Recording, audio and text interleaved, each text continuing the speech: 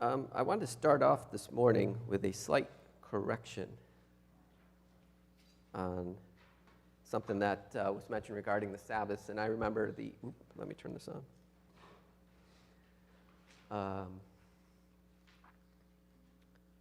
See if I get to it. And it was this part where we said, they did not observe the Sabbath. And I mentioned the year of Jubilee and so forth. And looking over my notes, I didn't quite represent this correctly. The passage in Jeremiah refers to a Sabbath principle regarding slaves, so that every 7 years, no one as a Hebrew was to serve as a slave more than 7 years. After 6 years, they're supposed to go free, and it talks about this as a violation. There is a Sabbath year principle, which is mentioned in Leviticus 25, about the land having rest. And it is true that part of the reason for the 70-year period was the Sabbath year principle also being violated. That is talked about, though, in 2 Chronicles, chapter 36. And so in 2 Chronicles 36, verse 20, it says, "He took into exile in Babylon those who had escaped from the sword, and they became servants to him and to his sons and the establishment of the kingdom of Persia, to fulfill the word of the Lord by the mouth of Jeremiah, until the land had enjoyed its Sabbaths. All the days that it lay desolate, it kept Sabbath to fulfill 70 years. So that was some of that. And I just mentioned that to clear up some of the passages that were referencing that. The notes that you have didn't quite have these passages as well. So if you need to correct them, you add these extra passages in there. Just, if you look at that, I just wanted to make sure some of the scripture and so forth that was referencing that. That was 2 Chronicles chapter 36, verses 20 to 21. Not that those other things weren't true about Jeremiah. Okay, anyways, wanted to then fast forward to where we were. We were talking about Daniel chapter 1, and we had ended by just mentioning there was this challenge to Daniel. There was this meat that he didn't want to eat. We don't know exactly what were the reasons why this meat would defile him. People say maybe it was something that was sacrificed to idols, or maybe it was containing blood or something. We don't really know. It doesn't say, right? But Daniel knew that it was against God's statutes, against God's law, the Mosaic law, and he knew that he shouldn't be eating it. That and his three friends as well. And so, actually, we fast forward a little too far here. Okay. All right, this was the part we were on, Daniel's dedication, right? And so we looked at a little bit about Daniel's character, how he reacts to this, and it was really, in some ways, a reflection on, again, Israel is being punished for their disobedience, not following the law. And here we have a guy, 15 years old, with his friends, that takes a stand to say, no matter the consequence, we're going to follow God's law and God's statutes, even though they're under punishment.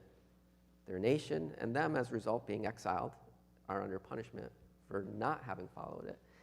And it's, in some ways, it's amazing to think that this young man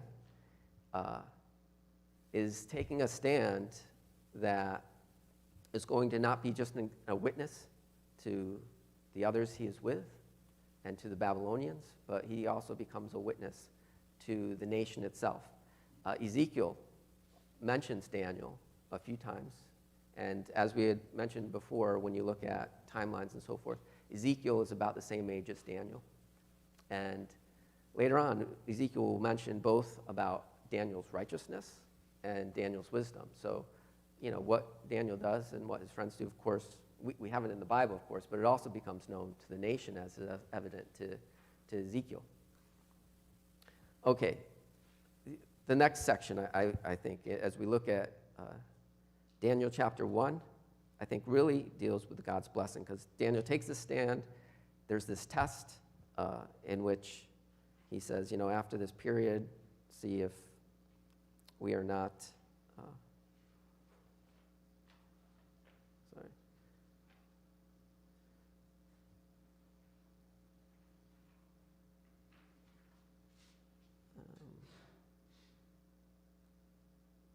if we're not just as well off, and they find out after this period of testing that they are actually even better than the others that had been eating the meat and the food and wine.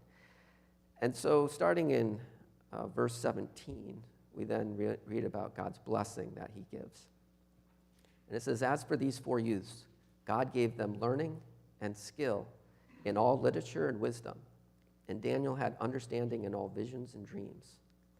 At the end of the time, when the king had commanded that they should be brought in, the chief of the eunuchs brought them in before Nebuchadnezzar. And the king spoke with them. And among all of them, none was found like Daniel, Hananiah, Mishael, and Azariah. Therefore they stood before the king, and in every matter of wisdom and understanding about which the king inquired of them, he found them 10 times better than all the magicians and enchanters that were in all his kingdom." So I just marked a few things down as I thought about this passage. First of all, God's blessing. This, I think, bears a question of, they took a stand for God, but not everyone who takes a stand for God is always like materially blessed. Because here we say there's a lot of blessing, both wisdom and understanding, sure, there's that part, but there's also this concept that they're going to look very well before, and that's going to bring about a much better situation in their life. And so one of the questions is, well, why does God bless them in such a great way? And one of the things, again, I think is going on here is there's well known that because of their disobedience, curse has followed from Deuteronomy and Leviticus. The curses mentioned there have followed. And in a contrast to that, we say, well, here's someone who's obeying me like I wanted the nation to obey me. And if, again, it's, I think, a reminder of that principle in Deuteronomy and Leviticus to the nation of Israel that says, if you follow my statutes, if you follow me, there will be blessing. I think that's particularly because sometimes people say, is this the prosperity gospel that we can find basis on and so forth? And so this, I think this particular blessing does pertain to a message to Israel regarding, this is, you guys will be blessed if you follow my statutes. And here he's blessing Daniel and his friends as part of that, because certainly the prophets followed God, but we don't see a lot of great blessings. As far as material things happening in their lives, of course, there's difficulties that they endure for following God. Not that Daniel doesn't endure just difficulty, but there's certainly this principle, I think, that's being given to Israel, again, to say, to obey me brings blessing. And I bless Daniel and his friends in that way. As it says here, the knowledge and understanding, particular blessing for Daniel regarding visions, which, of course, is going to be very relevant to the rest of Daniel, because that's about what Daniel, comes up with in most of the rest of the book of Daniel are visions and dreams. And, Daniel is there as part of that, of course, because he has this special understanding from God. And I also noted, another way that he blessed them, where I said, he exalts them above all others. They weren't just better than their classmates, the other guys that went through this 3-year program and were tested before Nebuchadnezzar. But as it mentions there, it was better than all the others in the entire kingdom. The magicians and enchanters that were in all of his kingdom. So, I don't know, that's quite the education to, in 3 years, go from, I don't know what they were before, as far as if they had been tested, to 3 years later, be saying, there's no one as understanding and wise as these men in all the kingdom. But yeah, it shows, again, how God gave that ability to them. And also, the last verse I just found, and it says, "And Daniel was there until the first year of King Cyrus." King Cyrus is not a Babylonian king. He's a Persian king. So what it's talking about here is that Daniel remained in this position. He remained there for the entirety of the Babylonian Empire, basically, until its fall to the Persian Empire under King Cyrus. And so there is a number of different kings that ruled or came into power after Nebuchadnezzar. There's evil Merodach, and then Neriglissar, Labros, Barshad, and Nabonidus. Very long names. You thought Nebuchadnezzar was a hard name. Some of these other names of these other successive rulers, very long names as well. And so to say that he stayed there, I think it also, I just noted that it's also God's blessing to say he preserved Daniel during this whole time to remain where he was. So that's it for chapter 1. I also wanted to just think about some highlights of chapter 1, things to think about. One of the things I think about chapter 1 is also the whole part about Daniel showing resolve. And as I reflected on that a bit more, how Daniel showed resolve, that he was resolved not to eat of that meat, to defile himself. He had resolve. Resolve is really saying, this is something I'm not going to do no matter what the consequence might be. I'm not even sure if Daniel understood what was going to be the consequence for him not doing this. But I think the resolve is a statement that says, this is something, without even knowing what the consequence might be, or what the consequence might become, this is something that no matter what, won't do. And again, to someone at 15 years old, to say there's a commitment that a 15-year-old can make to say this is a resolve, no matter the consequence, I don't know. To me, that's pretty incredible at a young age to make a stand and say, I don't care what the consequence is. No matter what, this is something I won't do. Let's see. So I don't know. The other thoughts I had was a lot of the thoughts regarding something I'd mentioned regarding the names, like God is my judge, and the theme of that we see, where in the very beginning, everything's happening really because God is their judge. And so as a result, there is these things. And also, God is still the judge regarding the Babylonians. We don't see any consequences for them yet, but it does make sure that it's God's sovereignty that allowed them to take over Judah. He's also the judge regarding Daniel, I think, because he says, well, Daniel's blessed because God is his judge, and he's found that Daniel's walk is right, and he blesses him. And the other names where we said, the Lord is my help, or the Lord has helped me. When we think about Hananiah, Azariah, and Mishael, the other thing I think about is many times I always remember them as Shadrach, Meshach, and Abednego, right? And then you come to say, well, their Jewish names were actually very godly names. And it's a shame that we remember them for their Babylonian names, which don't have great meaning, versus their godly names that have great meaning. And so, as I reflected on this as well, some of the things of chapter 1, I said, it'd be much better if I tried to remember them by their Jewish names that all referenced God. And as we went over that before, God is my judge, Yahweh is gracious, who is what God is, and Yahweh is help. Know them as Hananiah, Mishael, and Azariah instead of the other 3 names. Not that the Babylonians didn't know them like that, and that it isn't mentioned that in the account later on, but to think about those names. So anyways, those are some of just my reflections on chapter 1, different things that I thought about. Getting into chapter 2 then is going to be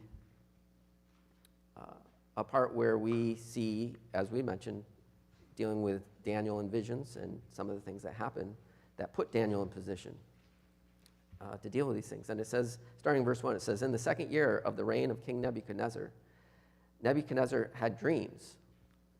His spirit was troubled, and his sleep left him.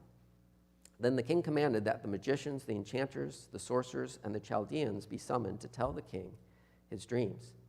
So they came in and stood before the king. And the king said to them, I had a dream, and my spirit is troubled to know the dream. And a few things I just noted here is, first of all, it says, in the 2nd year of the reign of Nebuchadnezzar. As some people might have noted, when Daniel was taken into exile, it says that, Nebuchadnezzar was king. And the program that they went through was 3 years long. And so one might be like, well, 2nd year of Nebuchadnezzar, does this mean it's while he's in this 3-year program? And the answer is no. the understanding that we have both here and the beginning of Daniel chapter 1, because in Daniel chapter 1 it says, in the 3rd year of the reign of Jehoiakim, king of Judah. We find that these years are 1 year less than what we would have thought them to be, because when it says the 3rd year of the reign of Jehoiakim, king of Judah, in Jeremiah, where this same exile and so forth is talked about and taking place, it mentions it's the 4th year of the reign of King Jehoiakim. So we say, some may say like, well, there must be a problem here about, look at the inaccuracies of the Bible and so forth. But it's kind of consistent here, because one thing they find is the Babylonians, as they looked at a rulership, you didn't call their first year the first year. It was just the year in which they were the king. Their first year was really what we think of as their second year. It was kind of, this whole basis is kind of like base 0. Then the first year was their, second year. Second year was really their 3rd year. So that was how they referred to these sorts of things, is what they find.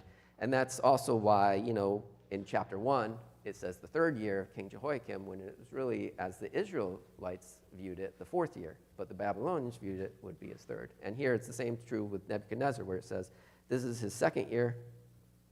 And really, this is by Babylonian viewpoint. This is his 2nd year, which we would all understand to be his 3rd year. So yeah, it's 3 years have passed.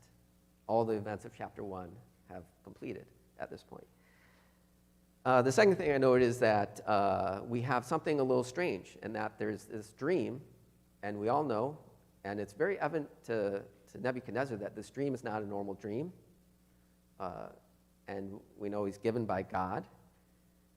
And the question is, well, why would God give a Gentile a dream?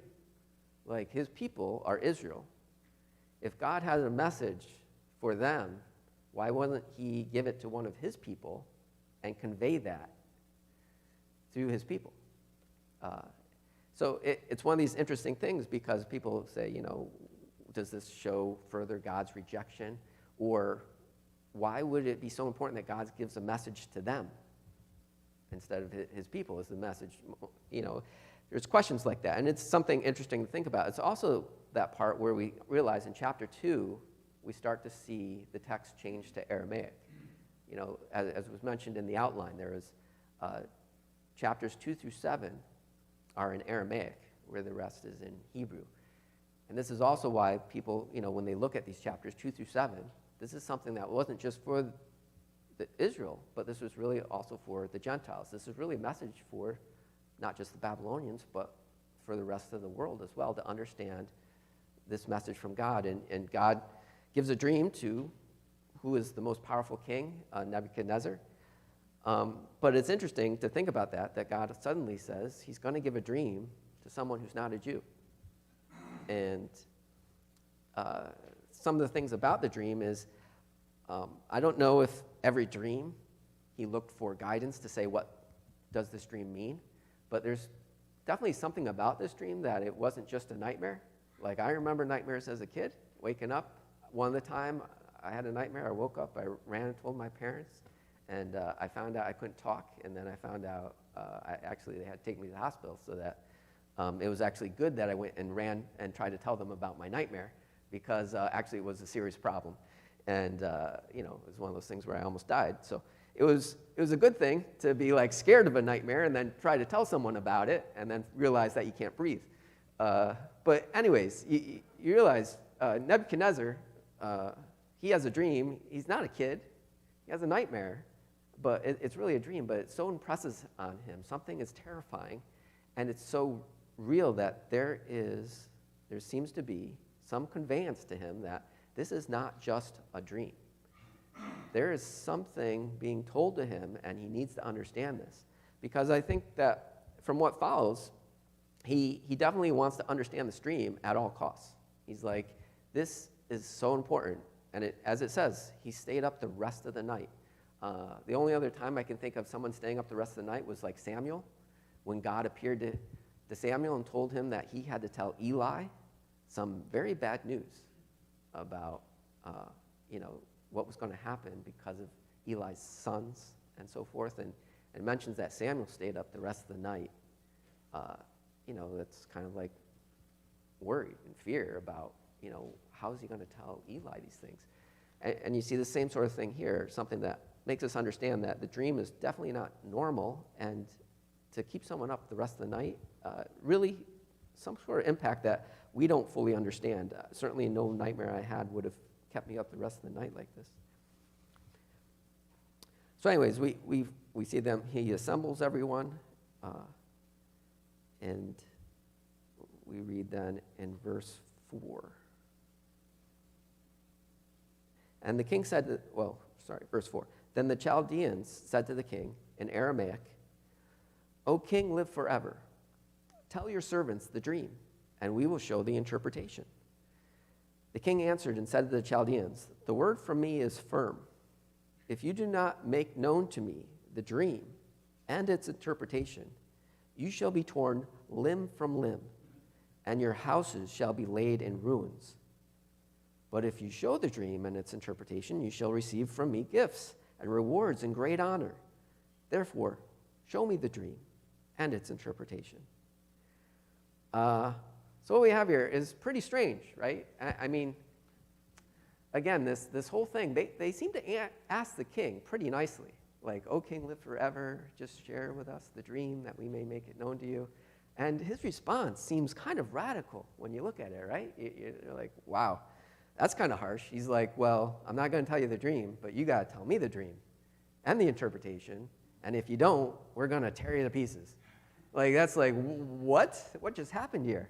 I mean, you read this passage and you're like, what happened to Nebuchadnezzar? He is ready to, execute something fierce.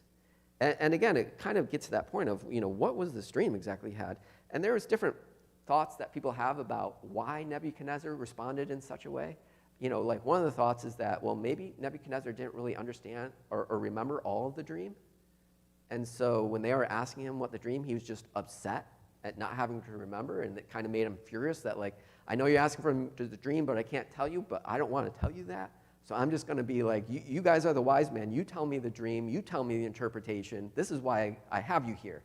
And if you can't, then what good are you guys? Where you're just going to, you're going to be torn limb from limb." I mean, it's possible that was true, that he didn't remember everything. I mean, the other possibility was that he could be testing him to say, this dream, it's very important. He's so troubled that he says, "I absolutely have to know. I can't have someone tell me something that makes it sound good, or something where they hear it and they just come up with something that seems to fit the narrative." He was so troubled that he says, "I must know what the correct interpretation is, and how would I know that other than making sure that they could not only tell me interpretation, but tell me the dream itself." I mean, maybe it's that. We don't know. The passage doesn't say. So it could be one, it could be the other. Yeah.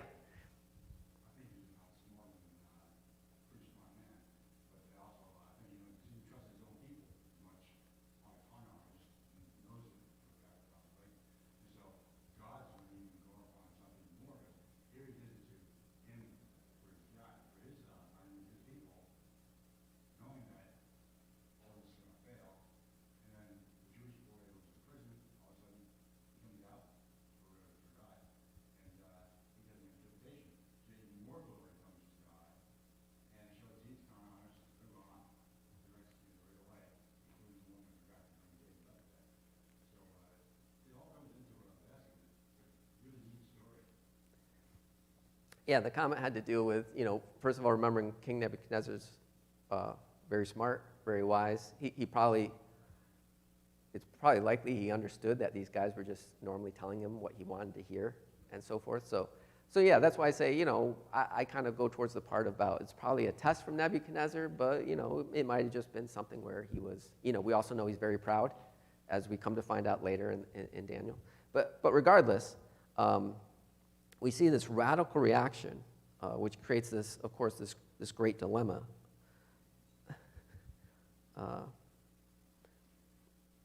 And so then they answered, they said, they answered a second time and said, "Let the king tell his servants the dream, and we will show its interpretation." And the king answered and said, "I know with certainty that you are trying to gain time, because you see that the word from me is firm. If you do not make the dream known to me, there is but one sentence for you. You have agreed to speak lying and corrupt words before me till the times change. The times change. Therefore, tell me the dream, and I shall know that you can show me its interpretation. The Chaldeans answered the king and said, there is not a man on earth who can meet the king's demand, for no great and powerful king has asked such a thing of any magician or enchanter or Chaldean. The thing that the king asks is difficult, and no one can show it to the king except the gods, whose dwelling is not with flesh. Because of this, the king was very angry and was very furious and commanded that all the wise men of Babylon be destroyed. So we have, things just go from bad to even worse now, right? We have what it seems a reasonable request by these men, again, to say, there's no way we can know this. And, of course, the reaction. And in some ways it shows, again, there's a human deficiency in things. There's things that man has no way to give answers for. A number of things, no matter how educated. Again, these were some of, even though it says enchanters and magicians, these also seem to be some of the very educated people within Babylon.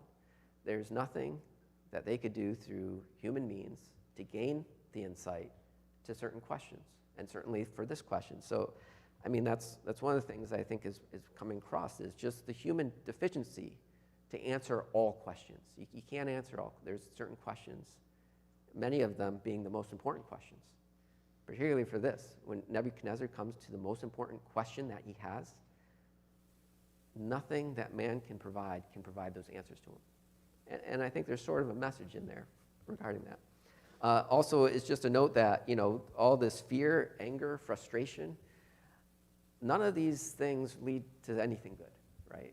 And we certainly see within Nebuchadnezzar the fear. Maybe it's out of fear. It's probably partly out of fear. Certainly out of anger, frustration, all these things. None of them result in good things, reasonable things. And I did note there that, based on how Nebuchadnezzar, how afraid he was, it's probably something I wondered about. Did he want to make them just as scared as he was? Because this terrified him. And these guys didn't seem to appreciate just how terrifying this dream was and how important it was for him to understand it. And now they're pretty terrified themselves. They're all going to die. So I don't know if he is just that conveying of like, I'm terrified, now you guys, because you aren't treating this the way I think you should, or because you can't do what you want, I need you to, you guys are going to be terrified as well. I don't know. But anyways, and then we also see the providence of God there. So he commands that everyone, basically all the wise men, be destroyed. And so the decree went out, starting again here, and the wise men were about to be killed. And they sought Daniel and his companions to kill him. Fortunately, Daniel and his 3 companions had just recently passed this test in which they became wise men. Again, this is just after the third year. So after 3 years, they were tested. So we don't know how long after that testing that we come to this point, but it seems like within a year's time. So this is a new position. You think about you getting a new job. Everything's new. You're trying to learn how things happen, what you're supposed to do. And what do you know? During your first few months on the job, everyone's supposed to be killed, including you. This is, again, you could say, wow, wrong place, wrong time. I just have bad luck. But again, it is significant just thinking about when this happened to Daniel, he didn't see it as something where, man, this is so unfortunate that this is happening to me. But he said, this is actually something by God. And he had faith in that this was all through God and that God would help him. So it says, then Daniel replied with prudence and discretion. Noticing someone just told you that we're coming to seek you to kill you, and he responds with prudence and discretion to Arioch, the captain of the king's guard, who had gone out to kill the wise men of Babylon. He declared to Arioch, the king's captain, why is the decree of the king so urgent? Then Arioch made the matter known to Daniel. And Daniel went in and requested the king to appoint him a time that he might show the interpretation to the king. And again, we find that, I don't know, it seems pretty radical that Daniel would be 18 years old now. And at 18, newly appointed in his position,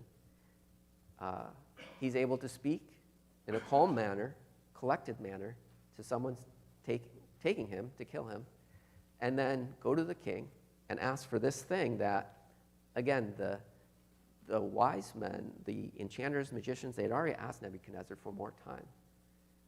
And Nebuchadnezzar says, you're not going to get any more time. And yet Daniel's able to go before King Nebuchadnezzar and ask for more time. And Nebuchadnezzar gives him what he wasn't willing to give these enchanters and magicians. So in some ways, I just find it like there's a certain amount of Daniel's bravery, but also his calm that you find from his faith. And of course, we see all this once more through the providence of God working in Daniel's life.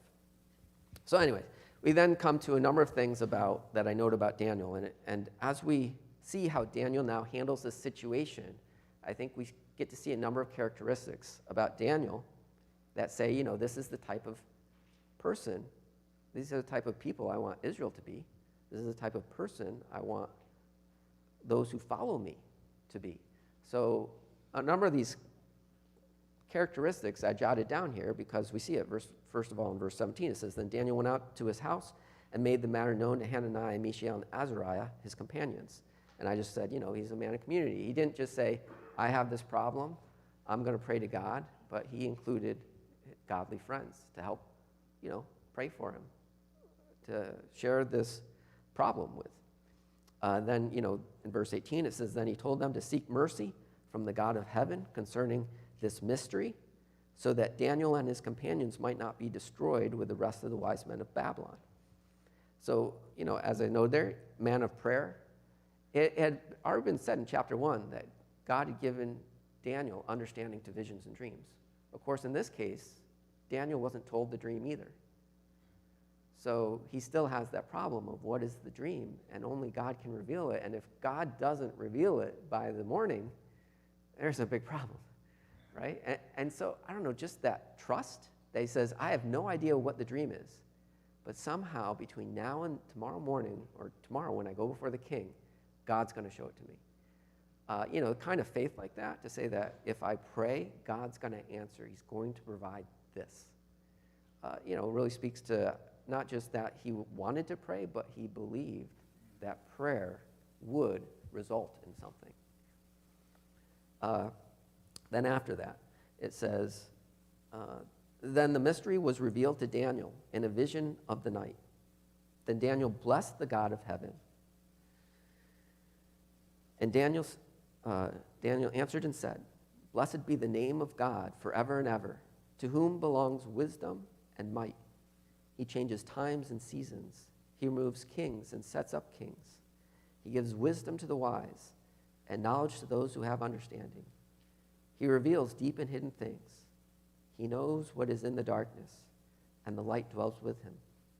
To you, O God of my fathers, I give thanks and praise, for you have given me wisdom and might, and have now made known to me what we asked of you, for you have made known to us the king's matter. And so, that's the next thing I noted down here. Not just a man of prayer, but a man of praise. And then, fourthly, I noted a man of compassion. It says, Therefore Daniel went into Arioch, whom the king had appointed to destroy the wise men of Babylon. He went and said thus to him, Do not destroy the wise men of Babylon. Bring me in before the king, and I will show the king the interpretation. So I just noted that by saying, this captain of the guard, he had been appointed to kill all of these wise men. Now, Daniel had been given more time. Not sure if that included the rest of the wise men, but it seems like Daniel went a little bit out of his way to make sure, stop, don't kill anyone early here. Don't go too soon and start killing anyone of these wise men, even though none of these wise men were godly people. And so, when I reflect on this, that's why I put down, a man of compassion. He didn't want to see, not only didn't he want to see him and his friends killed, but he also didn't want to see these enchanters and magicians who don't seem like they're really good people. But he also said, I don't want to see them killed either. And so he goes in and he makes sure that none of them are going to get killed until after, until the thing can be revealed. And then Arioch brought in Daniel before the king in haste, and thus said to him, I have found among the exiles from Judah a man who will make known to the king the interpretation. The king declared to Daniel, whose name was Belteshazzar, are you able to make known to me the dream that I have seen and its interpretation? Daniel answered the king and said, no wise men, enchanters, magicians, or astrologers can show to the king the mystery that the king has asked. But there is a God in heaven who reveals mysteries, and he has made known to King Nebuchadnezzar what will be in the later days. Your dream and the visions of your head as you lay in your bed are these. And so one of the things I've noted there as well is just the humility that Daniel isn't someone that took credit.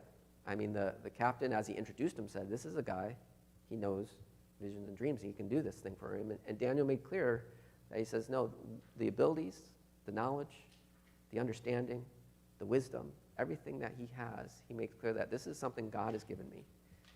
And what I'm doing now isn't by human hand. It's only by God's hand that this mystery can be made known to you. So I don't know, I just put that as humility because it's certainly he was someone who didn't want to take credit for things that, of course, weren't appropriately his to take credit for. He was humble in that way. So anyways, then we have the dream. Oh, and we'll have to stop there. So we'll finally get to the dream after that. But anyways, I thought good thoughts to think about regarding who this man was and how can we be like this man of God. We'll just end in a word of prayer. Dear Heavenly Father, we thank you once more for your word.